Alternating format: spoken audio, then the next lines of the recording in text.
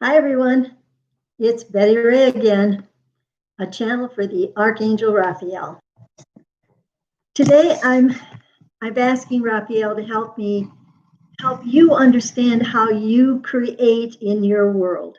There's all kinds of things about creating abundance and how to do that. And it isn't a matter of abundance, it's a matter of following the divine ideas that God sends to you and and making it a reality. Every desire of your heart is put there by God, because if you have good desires, they're God's ideas without being distorted. If you have an idea that's maybe not quite on the up and up, then that's a distorted idea of how to solve a problem that you're trying to solve, but you're kind of going about it the crooked way. And we know people that do that. But today we're going to give you an example. And I'm going to move over a bit so I think you can see it. See if I can turn it this way a bit. There, I think that makes it easier for you to see. It's called Manifestation of an Idea. And the reason why I'm showing you this is because this is a rug that I created back in 92 to 94 practically, when I wanted to have a special spiritual rug for my meditation room, or where I did read that came to my home. And I asked God to help me find one. Well, even before I went looking for it, I got this idea, this picture in my mind. And oftentimes Raphael sends me pictures rather than words. I get ideas that are abstract. They're not a picture, not anything. They're just like in a flash, they're there. And so I came that there are several steps to creating and manifesting an idea. And the first step was the idea, the vision. Well, I got the vision of this rug that you see below here. I actually saw it, and I quickly got a piece of paper and I sketched it. I saw that this center circle, it doesn't show up as well as I'd like it to, but this center circle has dolphin around it. And to me, they're a symbol of joy. And I realized that this rug was showing me the symbols that I use to interpret the mind of God, because God sends symbols many times rather than an idea that's very abstract. And when I saw this rug, almost exactly like you see it here, I quickly had an 8.5 by 11 sheet of paper and I sketched it so that I could see it again. Then I actually saw how to create it. Now, I've never seen this kind of rug hooking before. I didn't know about any kind of rug hooking for that matter. So I very naively went to the craft store and thought I could just pick up the materials and off I would go. Well, they'd never heard about it. They'd never heard about this kind of rug hooking before. I showed them my design, and they said the only thing they knew was latch hook. It has a special kind of hook that is in a wooden handle, and it has a little latch on it. And you use yarn and you pull it through the backing and pull it back up, and it kind of ties itself and it becomes shaggy carpeting. I saw that and I knew that wasn't what I was seeing. I saw this as strips of recycled wool, old skirts and slacks that you pulled, you tore into strips, and then there was some kind of a machine, not really a machine because it was hand cranked, that you could run a strip through and get these little tiny 3/32 of an inch strips. I saw that in my head. So I went to another craft store. Nope, they'd never heard of such a thing before. I must have gone to 20 craft stores. My husband and I even went to Canada. We lived near Detroit at that time, 2 hours north, but still, we were in Michigan. So we even went to Canada. Nobody could tell me they'd ever heard of anything like that. So finally, this teacher went to the library, and sure enough, I found this kind of hooking that is called traditional and primitive rug hooking. Well, I found that in my town there was a place where you would go to see the ancient things like how they first, civilizations and so forth. I can't describe it very well right now. But anyway, I called them and I asked them about it. And they said, oh, yes, they teach it there. And I said, oh, good. I said, I've got this idea for a rug. Can I sign up for it? And they said, no, it's already full. And I said, can you recommend a teacher? And eventually they said no, but eventually I did. I found a teacher about an hour and a half south of me, and I drove to her store. I was thrilled because I actually found these 3-inch by 6-inch strips of wool, this flannel-like wool that was from a very light color, pink maybe, to a very dark pink. So you could use shading. And I was so excited. I just wanted to hold that beautiful wool to my heart. And so I had the teacher show me how to do it. Actually, it was supposed to be 4 lessons that I paid for, but we ended up talking about metaphysics, and I ended up giving her readings and her daughter readings. So the 4 lessons that I had were actually lessons I gave them. But I came away with a rug that wasn't just a small rug, it was 4 feet by 6 feet.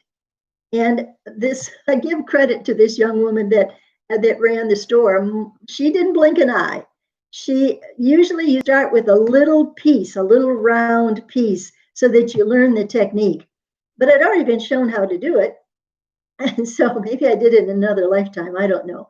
But anyway, so I went home and I started work on this 4 foot by 6 foot piece of burlap that I drew with a marking pen, the design that I had. And I just started work on it. And a year later, so that was the first part on my video here. Let me just kind of point it out. The first part here was the vision. Then the second part was the search. The third part was the materials found. And the fourth part was a year of work. And then the fifth came out in the manifestation. And when I did that, by this time, I'd met some other hookers. And my husband had fun with that. He used to tell his pipe fitters that he was married to a hooker. And they just kind of went, what? But anyway, so I worked on the rug for a year. And then some of the hookers that I became friends with and would go visit with them while we would all hook together, that one of them suggested that I send my rug, into a picture of it, into the Rug Hooking magazine that puts out a book each year called Celebration of Hand Hooked Rugs. So I did. I sent a picture in, I told about it, and sure enough, I was one of these are sublimations. That's not the word I want. These are people that sent in their pictures from all over the world. I was one that was chosen. I think there are like 30 pictures or 30 rugs that they did. I had a 2-page spread in this magazine. And it told about how I was given the vision and how I, told my story. It also told my story that I was a visionary. And and that's kind of a side effect. It's kind of like, how you find yourself out of the closet when you didn't expect to be. Well, my kids didn't know that I was a medium, excuse me, that's the wrong word. I was a channel for the Archangel Raphael. I never told them because my kids were just a bit skeptic about that kind of stuff, and I just kind of kept it to myself. But then this came out, and I went to visit my oldest son, who was a cop. That should tell you something right there.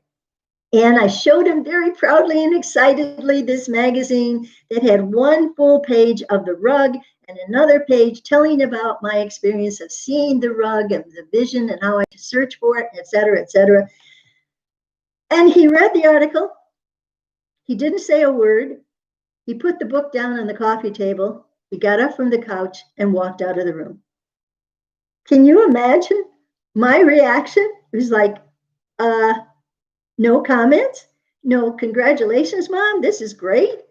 No, because this was the first time he learned that I was a channel for the Archangel Raphael. You just don't tell people things that they can't accept. And I have sons that are scientists, a civil engineer, and a cop. And my daughter is an occupational therapist, and she is open to this kind of thing. She's very metaphysical, very spiritual as well. She didn't have any problem with me. But when my sons find out about it and I came out of the closet, so to speak, it was kind of a shock to the family. But this was what did it. Here, I didn't know that the creation of this beautiful rug was going to stir up my family to find out that I was doing this spiritual work with an archangel. And I think they're still thinking mom's a little bit cuckoo. But let's look at this. This is a 4x6 hand-hooked rug. I'm bringing this up so you can see it better, if you can see it at all. That was designed and hooked by me. And it was started in 1992 is when I started it. And I finished it in a little bit after 93. And it was submitted to the Rug Hooking magazine in 94. And it was chosen to be one of the rugs we described at that time. You just never know what kind of ideas God is going to send you. And so follow the ideas, no matter how far-fetched they may seem. Follow the ideas. So let's go back again and look at what are the steps to creating something. Well, you get the idea. That's the very first thing. Let's point at that. The very first thing is you get the idea. Move out of the way. I hope you can see that. The second thing is that you do research on the idea. You go to the internet, which I didn't have back in 92. So you can go to the internet and you can research it, and you can get maybe even on YouTube, you can figure out how to do it. Maybe there's somebody that's teaching lessons on it. And for those of you that are interested in creating a rug like this, you go to the Rug Hooking magazine and look it up on YouTube, or look it up on the internet. And you will find that this is a magazine that can lead you to teachers and to kits that you can start a rug, like a small rug, and they will teach you step by step how to do it. It's a wonderful art form. It's more of an art form than a craft, in that it is almost a lost art form, because these kinds of rugs that are hand hooked like this are really quite valuable. I found out my rug is worth quite a bit. It's like $150 a square foot. So do the math. A 4x6 rug. Okay. I have since done an 11-foot rug by 7 feet. I had to cut it down from 9 by 12. I cut it down to 8 by 11. I couldn't fit it in any of the rooms that I had, so I had to cut out the border around it. And it's a beautiful rug. I'll have to take a picture of it and show it to you sometime. It's a beautiful rug, and it fills my dining room. The new house that I'm in, I actually have a room that can hold it, and it's my little glass table, dining room table, doesn't hide it. So that's something that was quite an accomplishment. I started it in 2000. I called it my Millennium Rug.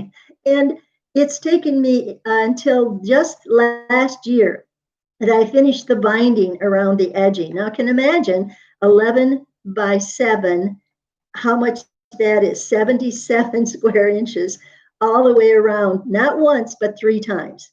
And so to finish a rug, it does take putting binding around the edges. And this is whip stitching here I'm pointing to on the rug.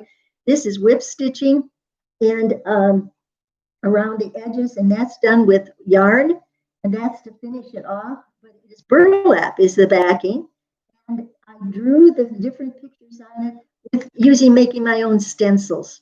And so it's amazing, though, when you have a problem and you're trying to figure it out, that's when you take a deep breath, you relax your body, and you smile. Because if you don't have a joyful attitude, you can't be open to the higher realms. And so that's the first thing you have to put on.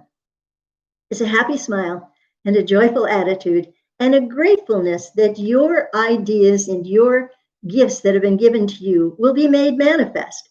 Now, I never in a million years thought that I think it was in my 70s when I did this book. And I'm now in my 80s. I never in my life thought I would be a hooker at this time in my life. And so this is, again, let's look at the steps.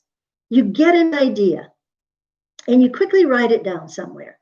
And sometimes we get a whole bunch of ideas. I've had to say to my angels and guides, hey, take a number. I'm only one person. I can only do one thing at a time, because I get lambasted with ideas. And I think it's because spirits on the other side who have ideas that they wish they had manifested, they find out that I'm receptive to hearing them. And so they all come barging in. They send me these ideas until I say, whoa, stop, one at a time. And so when this idea came in, though, I grabbed onto it because the vision was right there and it was so clear. So that if you can't see it well enough, but the center motif has the earth, air, fire, and water. And then around the outer edge, the inside outer edge, it has the signs of the zodiac. And then around the edge of that has the dolphin. The navy blue background is made of old skirts and slacks, navy blue, so it's all a mixture. And because of that, I was able to put my children's name and my second husband's children's name in the rug. And that makes it a special heirloom piece for my family. And so then over here on both sides, I had a heart, and I has obviously was made of hearts. The heart was made of hearts, and that is a symbol of love. And then over here in the corner was the sun, and down at the bottom, well, sun represents energy, and down at the bottom is the moon that represents emotions. Over here was a yin yang that represents balance. And up here is a rainbow that represents all of our chakras, our energy centers in our body. It also represents hope, as we all know. And then I started with over here a first flower that was just like a bud, one petal. And then I added 2 petals. Then I added 3, 4, 5, 6, and I jumped all the way to 33 petals, which was symbolic. And the vine that comes in from the outside, it comes in and it travels all the way around through all of those. Some people said that it was numerology. It was like lifetimes. And then we go back and we circle off and we don't need to come back again. So these are representing reincarnation, which I do believe in, even though a lot of people don't. It certainly is a fact when I've been seeing people's past lifetimes that have made a difference. When I can tell them about why they have some phobia now in this lifetime, it's because how they died in a previous lifetime. So Raphael gives me that information of past lifetimes that are affecting this lifetime. We don't give that information just to see if you were a princess or a king in some other lifetime. No, it's only if it will help you in this lifetime to understand what your fears and anxieties are about. So again, I will do a plug. This is my intent and my purpose for being on this video is to let you know that I am a channel for the Archangel Raphael. I am not a medium.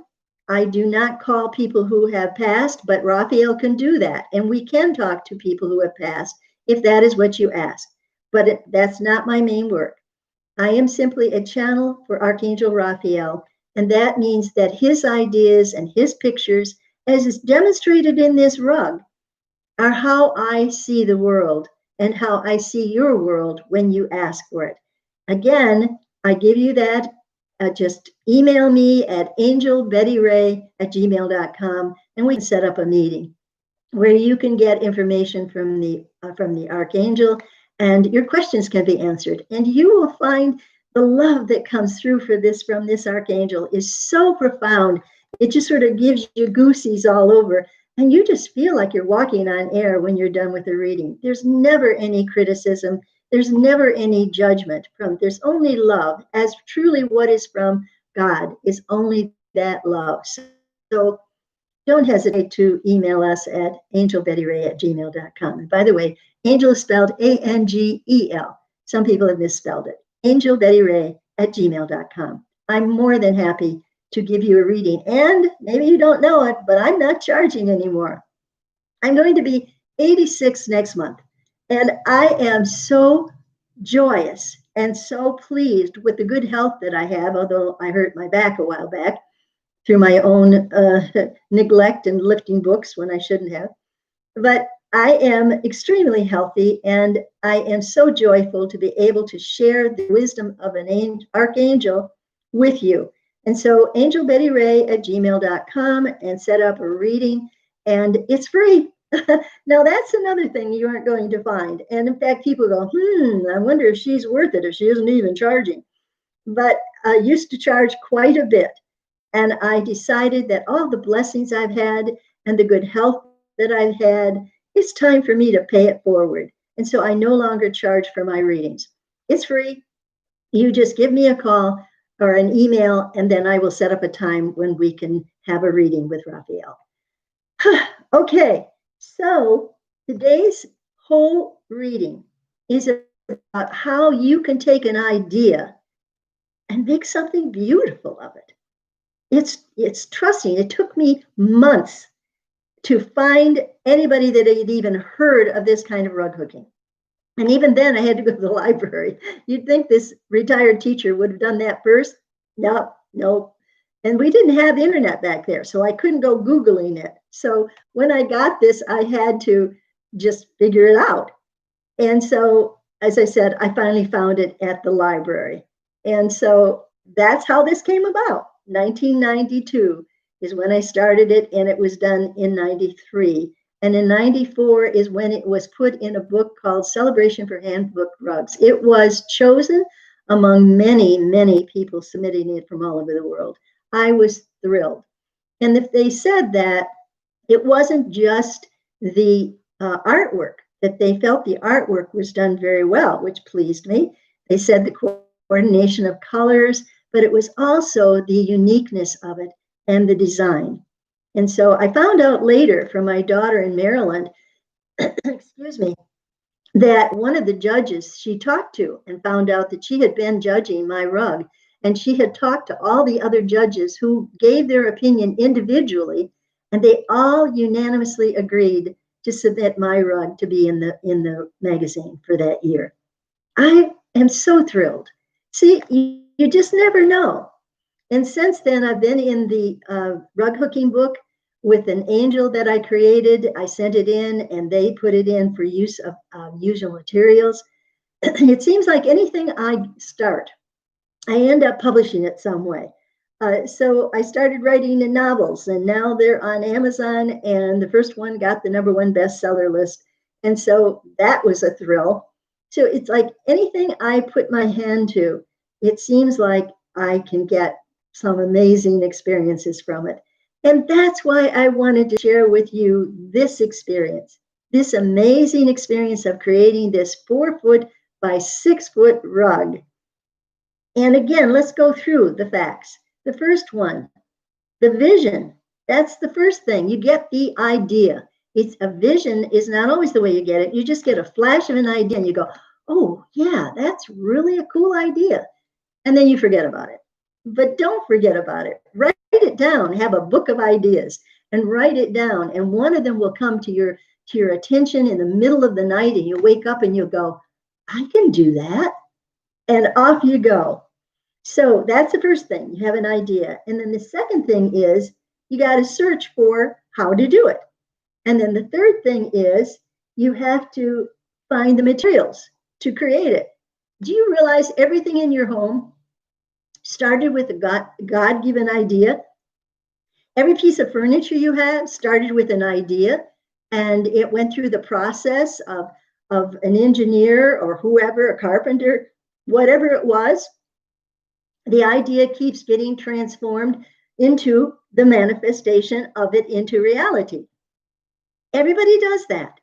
You've decorated your house according to your love of colors, according to your idea of beauty, and that was inspired by God and your angels. And so I've been blessed to have a friend of mine who comes and helps me clean my house. I do need help. And I told her I couldn't fix my living room. It just wasn't looking right. And she sat down in a chair and she looked around, and in 5 minutes time, she said, oh, you could move this here and you could put that there. We did it, and I was astounded. I couldn't see it. And here I am, a visionary. I couldn't see it. So then the next time she came to visit, I said, how about my bedroom? We totally turned it around, and now it is absolutely beautiful. Maybe I'll take a picture and share it with you. But I have a whole bed sheet of navy blue that I hung on a curtain rod right up to the ceiling so that it's like a backdrop behind my bed. And then the two windows have navy blue curtains on either side. And I have white furniture. So it was just beautiful. Then I found a metal a metal carving, or whatever you want to call it, of the olive branch. That's what I'm trying to say. The olive branch of peace. And that white metal of this olive branch sits on top of that black, or excuse me, the navy blue curtain. And it just stands right out. I just get so thrilled with new ideas. And so do you. When you get the idea to move your furniture around, please get some help, because I didn't. I pushed and shoved and pushed and shoved. And unfortunately, my back is not correct. I actually herniated a disc. Oh my, don't do that to yourself. And so I've been in a lot of pain for quite a while now. Well, actually, it wasn't from moving furniture. It was from picking up a box of books to put in my car to go to a book signing. And that's what started it. And I have had problems ever since. But again, I don't look at problems like that as a punishment or as, yes, it can be a warning to take better care of my body, but I don't see it ever as a punishment. Anything that happens to you, any illness that happens to you has a message for you. And so if it's just, it makes sense. In fact, okay, here's another story. In fact, when this rug was given to me, this idea, it was given to me after I had retired from teaching. I retired 8 years earlier than I would have, which means that my retirement would not be as high as it could have been. But my husband, who was 8 years older than me, wanted me to retire when he retired. And I said, oh no, I really love teaching. I was teaching junior high kids at that time, English and music. And that was quite a challenge. But so I said, oh no, I really love teaching. I'm going to keep on doing it. Well, that October 1st, I was helping my husband. We were remodeling his little 3-bedroom ranch and adding on to it. And we were on a scaffolding at the end of the house, putting tar paper on. I was up on a 6-foot ladder with a staple gun. And as I pushed against the tar paper, the ladder went back and I fell off the ladder and I broke the 12th thoracic vertebrae. I ended up in the hospital and eventually came home to bed. I could not go to school for months. And when I finally went back to teaching, these 8th grade language arts students were climbing the walls with no discipline from all of the substitutes they had. It was bedlam.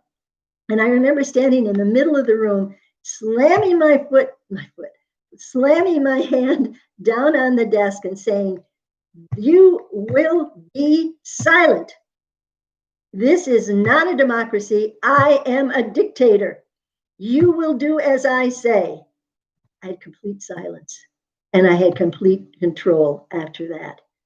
I was a creative person and I helped my kids to learn so many things so they respected me, but they knew I was in charge. So I suffered through the end of that year and I retired. Now, again, 8 years earlier than I would have. And it was only after that that this vision of the rug came to me and I became a hooker. And so that's my story for this time, everyone. God bless you. Be creative. Enjoy that you are a being of light, that God's energy and love is right within you. Take those ideas and keep them in a notebook. In fact, keep a journal because ideas will flow to you. And that's actually how I met the Archangel Raphael, was through my journaling. I got an answer to a question that I thought I was talking to myself about, and I knew it wasn't me. And I knew something was happening. And that's when I first started talking with the Archangel Raphael, through my journaling. So I highly recommend that you do it, that also you learn how to manifest an idea and to bring it into reality. Happy cooking if you decide to do that, and happy creating, everyone. God bless you. Until next time.